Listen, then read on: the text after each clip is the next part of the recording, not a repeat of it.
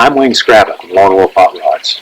This is the calm before the storm. I searched Craigslist for well over a year in an effort to find a pristine, stock, original paint 1969 to 72 Nova. This car pressed all of the right buttons. As you can imagine, it was your typical little old lady car.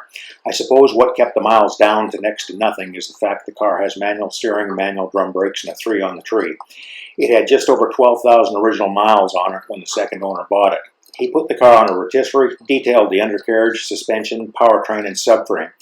The tops of the front fenders and the hood, along with the rocker panels, were repainted and blended in lacquer. The rest of the paint is original GM applied acrylic lacquer.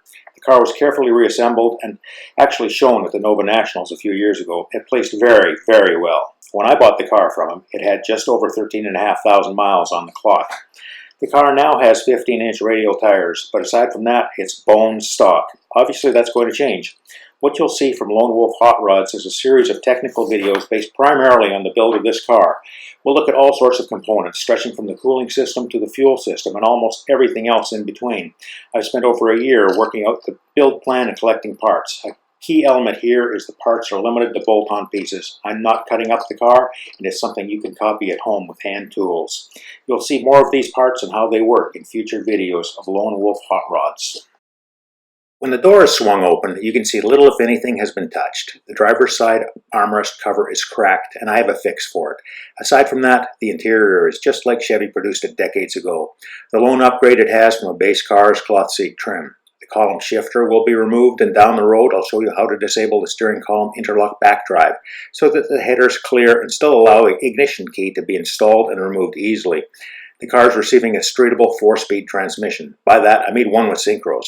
Expect to see a couple of simple gauges as well as a tach, and I'll also dig into a super cool factory-style heater delete setup I have on the shelf. The backseat area is stock, stock, stock. Nothing here is going to change.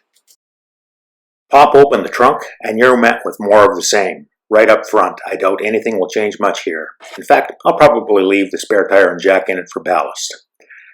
From this perspective, it looks like some of the parts, such as the side marker lamps, were simply cleaned up, detailed, and reinstalled. The jack still wears a genuine gold dichromate plating. Sharp folks will note I used a reproduction jack sleeve for the handle. The spare is definitely original. Check out the white production line balance dot on the sidewall. And look closely, there's an original Fort Wayne, Indiana dealer plate frame on the trunk floor. You can see I replaced the yellowed, tattered original jacking instructions, and at the same time, I added the limited slip warning label. At the moment, there's no posi in the car, but that will change very shortly. Let's move up front. Moving on to the business end of the Nova, you'll see it's powered by a mighty 230 TurboFire 6. Chevy claimed 140 horsepower for the 6-banger, but after driving it a bit, I'm skeptical.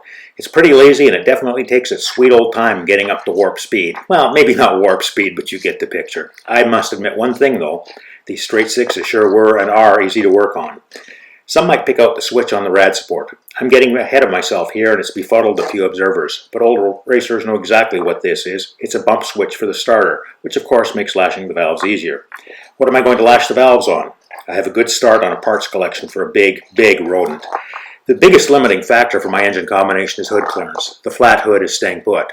There's a lot to do before it's engine time. Meanwhile, keep your browsers pointed to Lone Wolf Hot Rods on YouTube.